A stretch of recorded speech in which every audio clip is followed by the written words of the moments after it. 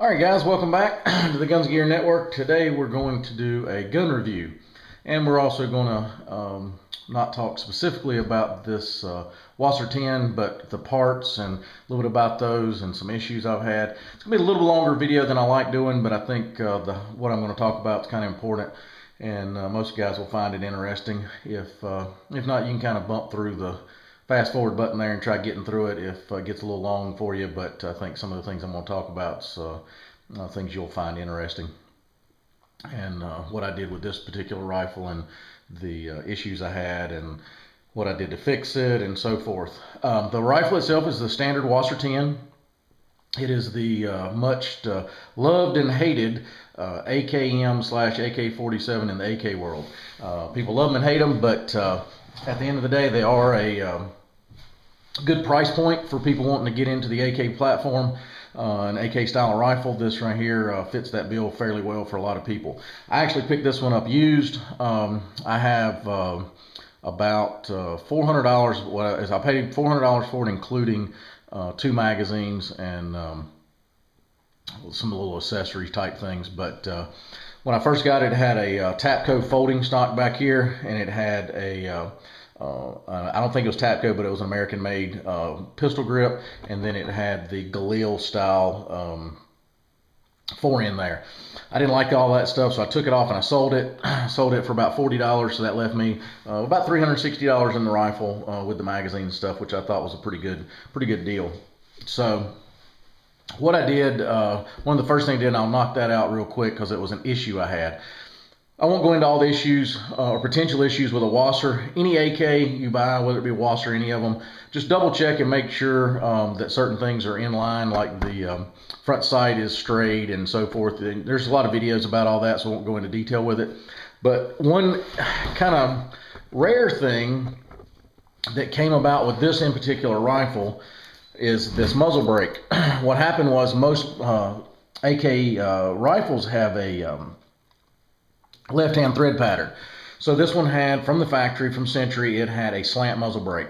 I wanted to change it out and be able to do something a little different. I'm pretty big on trying to run low recoil style rifles so you can stay on target with rapid fire and so forth. So anyway, went to take this off, and I was having problems. I couldn't get it off, and I was like, what's going on here? So I got to looking on the internet, and I thought, well, maybe they pinned it or welded it or something. I looked, I didn't see any of that. So I thought maybe they soldered it in. I wasn't sure what was going on. So after much effort and curse words and everything else, I finally got the Dremel out and I cut the thing off. And what I found out after a little more research was the earlier WASRs, they actually did something real strange with these things.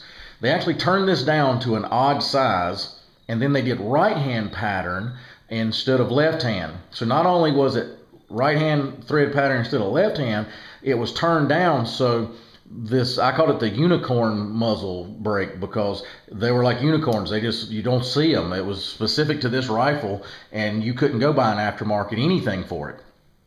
And I looked for adapters and this and that. And even if they made an adapter, I don't think I'd want one, because then you get into a space between here and then the muzzle brake out here and all that. I just didn't want to get into that. So I wound up doing something kind of unconventional, but I'll explain what I did to fix my situation. I ordered a couple muzzle brakes, and that's when I realized when they wasn't fitting what was going on here, and I researched it. So I talked to a gunsmith, and he said, you got a few options. You can take and have a custom muzzle brake made, that I did not want to do because that's expensive for this, what you have into this type of rifle. So that was not an option that I wanted to go down if I didn't have to. The other option was potentially to find a, based on the thread pattern and the size and everything we figured out, you could have taken an AR style muzzle brake and either rethreaded it in the correct muzzle, in the correct thread pattern for this rifle, and you would be taking material out of this, not adding material to your muzzle. You would actually taking metal out of material out of your muzzle brake, and then making sure that the clearance was okay through here. Obviously a 5.56 is smaller than the 7.62. So what I did was, he said the other option, he said you will wind up cross threading.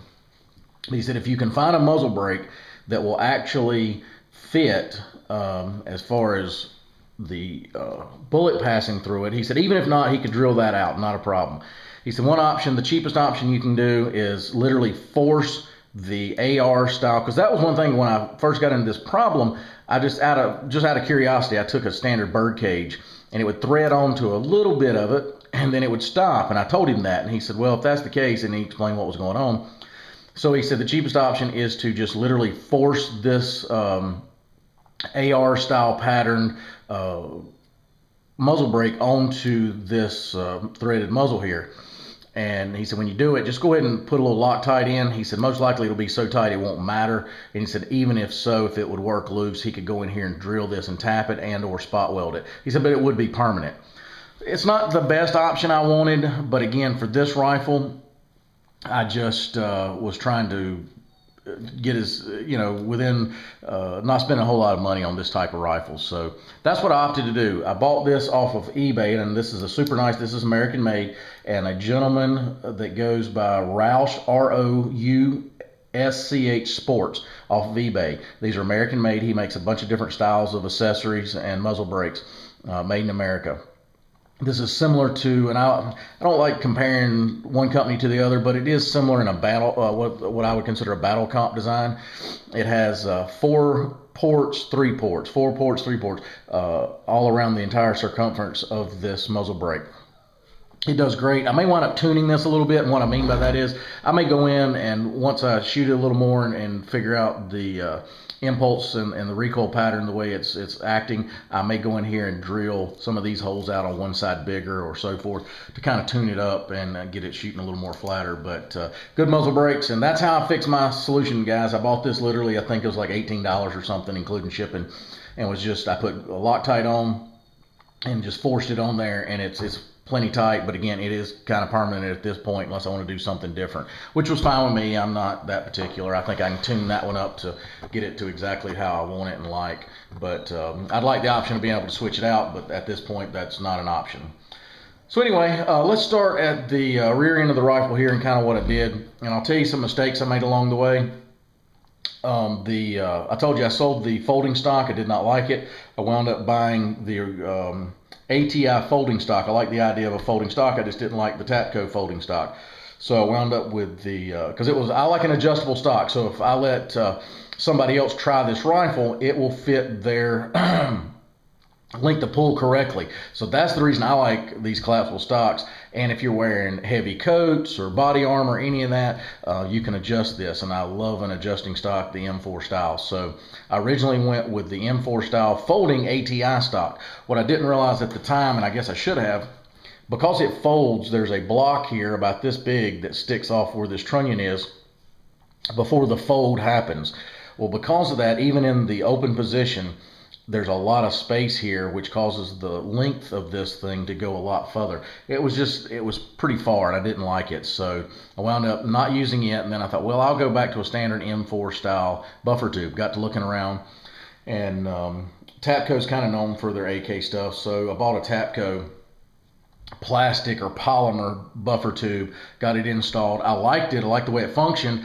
I just was always a little leery about the buffer being the buffer tube style being polymer. Realized polymers come a long way, but because this sticks out so far and there's so much leverage, so much weight up here, if you dropped it with this crack and this, that, and other. So I got to researching, and I found another option, which was I originally found it on the internet from Carolina Shooter Supply. They're based out of the Charlotte Rock Hill area in North Carolina, and they offer this aluminum one-piece buffer tube.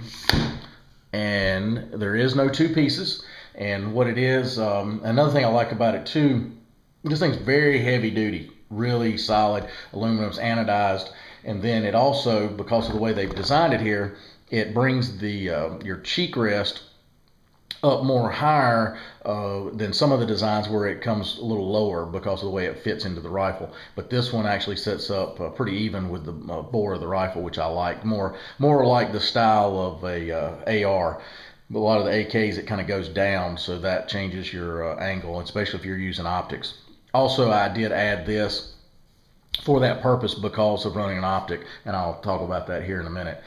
But let me tell you who makes this. DPH Arms out of North Carolina, Burlington area, makes this, and it's available on some other websites. Again, I saw it at Carolina Shooter Supply, which is a supplier of mostly AK and Sega 12 and those type, but the AK style weapons is what they specialize in as far as parts. And they do in-house manufacturing also. Super nice guys over there. Talked to those guys a few times, and they do a really good job with things. And so does DPH Arms. That's really nice to have some people that's trying to help the AK market, because there's so many people in the AR market right now. Again, standard the way it works, 6 position. One thing cool about this that I like, and I'll show you real quick, there's 2 options to this. If you want to get to what I'm getting ready to show you, you could do the traditional, taking this completely off. See if I can take this off like that. And this is hollow on the inside, but it's really thick walled, so don't think it's flimsy because it's hollow.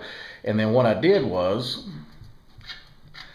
I take a cleaning kit, standard AK cleaning kit, and I wrap it in a t-shirt.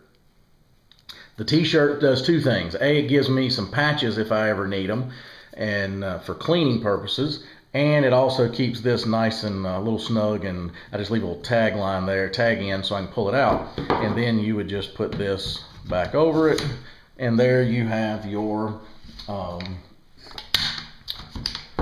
cleaning kit, just like you would run on a standard AK with the little trap door. Now you have that there, which I like. Then one thing I added that I like that does a couple of different things. I wanted a single point sling. You got the option of mounting one here, potentially, like the standard what would fit an AR should fit this one if you wanted to go that route.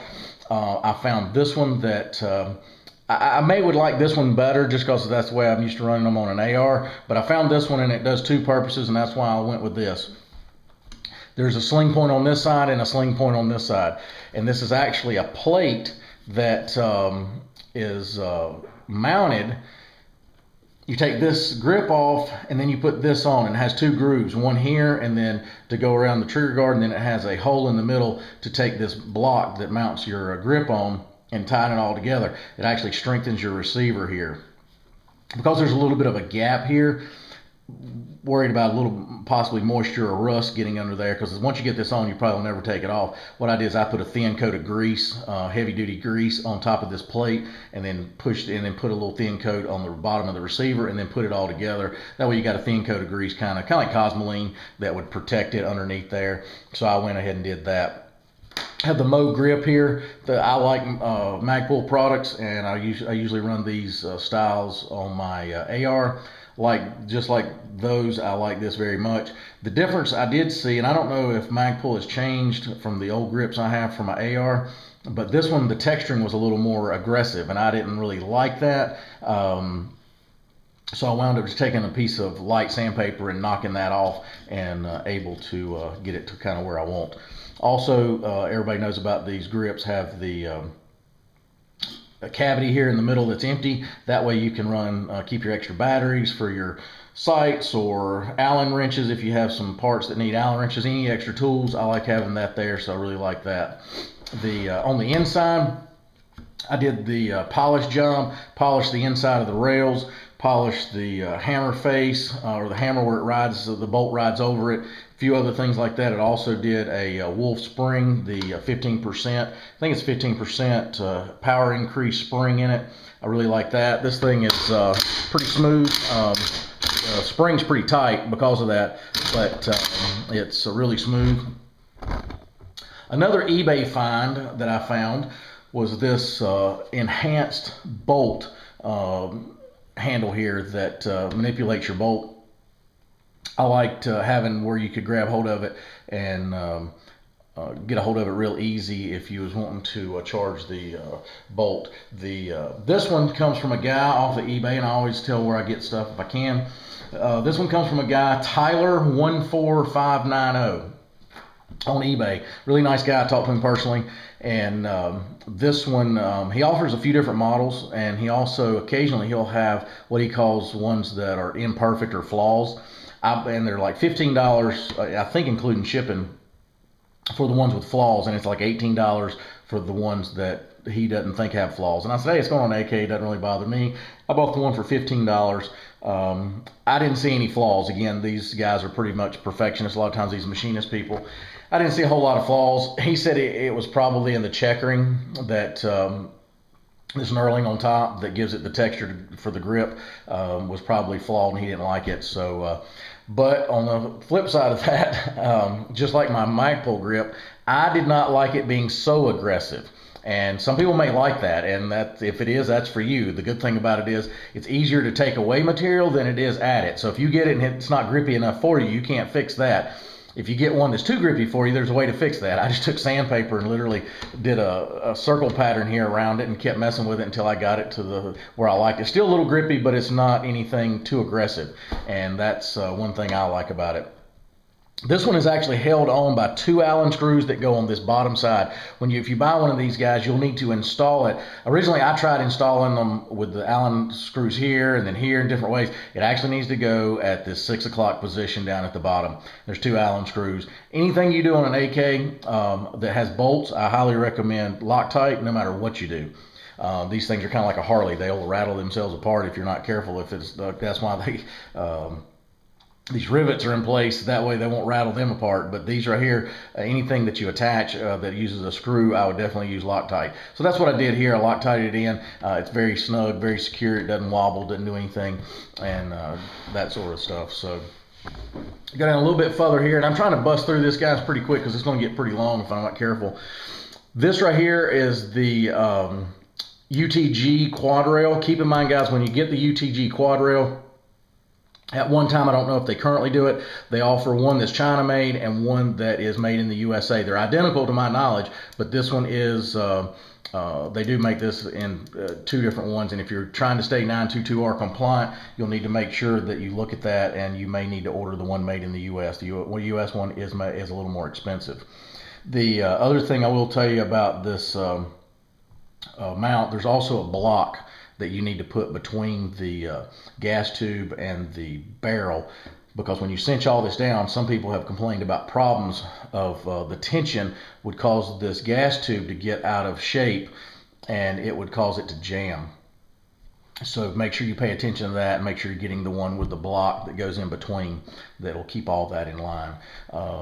I try keeping this as thin as possible, but I just went with a ladder back here because only reason I put a ladder back here and not these, is a little thinner, and also the ladder just keeps you from hitting raw metal if it gets hot. And then I've got these here. I've got the again, Magpul product, the angle foregrip. I like it. Works well with this setup. That way, if I can pull this around here, so when I grab the rifle, I can grab it like that and really be able to control the recoil and so forth. So I like that setup with that angle foregrip. The angle foregrip also keeps you protected from some heat. Now, I will tell you a little trick I found. I know the people complain about heat on AKs, and one of the ways I figured out that can mitigate some of that, you can't do away with it just because it's going to create heat. One way you can mitigate it is from my old school days of motorcycles, is this muffler or header wrap, they call it. This is a fiberglass type material that people wrap around their mufflers or their headers to keep from getting burned. What I did was I took some of this and I cut it to shape, and I needed to fold it. I can't remember exactly, but like this one on the top, I think I just folded it in half and was able to put it inside of here so it blocks the heat from coming up into your hand and this optic. The main thing was the optic.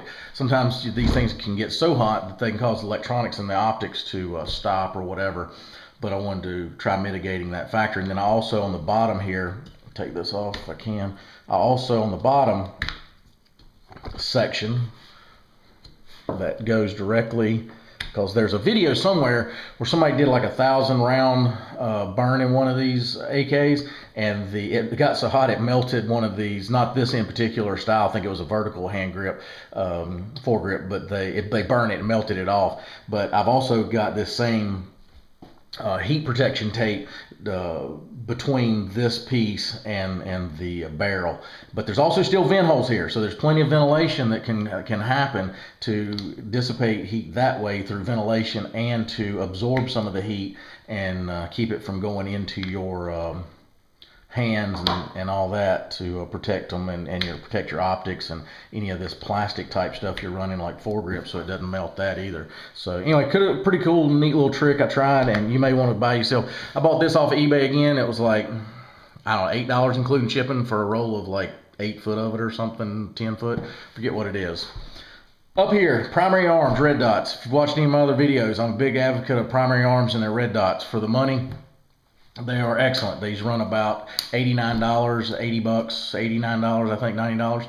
They excellent quality, good warranty, good guys over at Primary Arms. Can't speak highly enough about those guys. They're just top notch, and anytime I've ever had a little issue with anything, they've taken care of it immediately and taken care of me. So good shout out to those guys and the quality. Also, anytime I run an optic, I try running to make sure I can, especially with an AK, because you can't co-witness. So one of the things I want to make sure of is I could get rid of this red dot pretty quickly in case of an emergency of something happening. And what I did was American Defense. Again, watching any of my other videos, I'm a big advocate of American Defense mounts. This right here is an American Defense mount. Excellent quality. You can go back and look at some other videos and talk about this, but this thing is awesome. It's one of the easiest ones I've seen to undo and actually go back and it still be as solid as it is and not move and go back to zero when you take it off and put it back on. Once you get it zeroed and everything and get it set up to the right tension, this thing works, and it's just nice. It's super solid. Also wanted to run a flashlight. This is on a QD mount also, so I can get rid of it. I like having the flashlight here, and I'll kind of show you why I have it there. Let's see if I can get it lined up here. If I'm here shooting, I can just take my thumb and literally go from here to here, cut it on, cut it off, cut it on, cut it off. And I'm still in control of the weapon, but I'm still just get a hold of that light. Again, watch my other videos. I talk about lights a little bit. This is the same style light I ran before. It is, it's got a Cree bulb. I can't, I'd have to go back and look. I think the name's covered up. Let's see, maybe not. Ultrafire. That's another eBay find that actually works. It is a China light. A lot of products made in China now, but the quality of these lights are really good. And I also only like buttons that are not different settings. So this right here is on and off only. That's all it does. And I like that style. So, and there's reasons for it. The other thing I'll talk to you a little bit about on this rifle, when you first, I don't know if they still do it or not, guys, because I'm not a WASR expert and connoisseur of WASRs, but I do know that a lot of the WASRs I've either seen, held, or handled, or owned at one time, they had some kind of paint, some kind of flat black style paint on it, almost a satin, not semi-gloss, but it's kind of a satiny kind of paint in black. I didn't like it, so I did a test spot. I can't remember where, just took it off and saw what was underneath it. And it's kind of this anodized, kind of parkerized, blackish color underneath. So I like that better. So I took brake cleaner, and I sprayed it all off and got it completely off of there. And I like this finish much better than what I had on it with the black paint. And that's the way I like it with this. And it doesn't protect the metal quite as good as paint, but you know, it's an AK. It's going to do pretty well no matter what. So other thing I'll talk about real quick on magazines. One of the problems with WASRs is the magazine wobble, they call it. And some of them, I think some people kind of go into that a little too much and worry too much about it. If it functions, I don't care if it wobbles or not. One way or another, does it function? That's my main thing. I've owned a lot of different AKs in my time, Polytechs and whatever, but some wobble, some don't. It really depends on the magazine itself. You can put one magazine, it's really tight. Next magazine, not so tight, whatever. But I wound up buying a bunch of these. These are the Korean mags. There's a couple of reviews on these. This originally was gray. It's almost like a silvery gray. It was kind of ugly. So I wound up spraying these after cleaning them, degreasing them, and so forth. I wound up spraying these with a brake caliper paint. It's a high temperature style paint out of the automotive section. And then once I got them painted, I just baked them in my oven on low for about 20-30 minutes, and they were hot to the touch. You had to kind of get some type of cloth and move them when off the rack. So, and that kind of baked in the paint. It's going to scratch, but what people don't realize, a lot of these AK mags, I don't care what country you get them from, some of them are painted. So the Bulgarians a lot of times painted and so forth. Some of them are going to be Parkerized, some of them are going to be blued. Blue obviously rusts very quickly, so I don't mind the paint. To me, it just protects the metal and keeps it from rusting, so I don't have a problem with it. These fit really snug in this rifle with zero, and I'll put it in here so I can get this done on camera. I'm sorry I'm off camera right now, guys, but I'm just snapping it in and I'll get it up here. This thing has just a smidgen of wobble, very, very little, if any. Matter of fact, if it was any more tighter, I think it would be hard to take the thing in and out of the thing. But it comes in and goes out really easy, in and out, and it's really snug. So, you guys, I don't worry too much about the wobble. I worry about, does it function? That's my thing. So, but anyway, the other thing that came up, and I forgot to mention real quick, somebody mentioned that when they had one of these quad rails that they couldn't get the cleaning rod in. If you look, cleaning rod fits. I don't know what the deal was with that person, a couple people I've heard about, but yeah, I was able to get my cleaning rod back in and with no problems at all. If you guys got any questions or anything like that, please feel free to post them and ask. If you have any suggestions about future videos or suggestions about how to improve our videos. Like I said, we're just kind of new at this channel. We're getting started and we're learning as we go and trying to bring out the best information we can. I'm getting ready to change location, so I'll have a little better, hate to call it a studio, but I will have a little better studio set up to be able to do some of these tabletop reviews and stuff for you guys. If you have any questions, let me know, and we'll be glad to address them. Again, I appreciate your support of the channel. As always, like, share, and subscribe, and we'll bring you another video here in the near future. Thank you guys. Having a great day.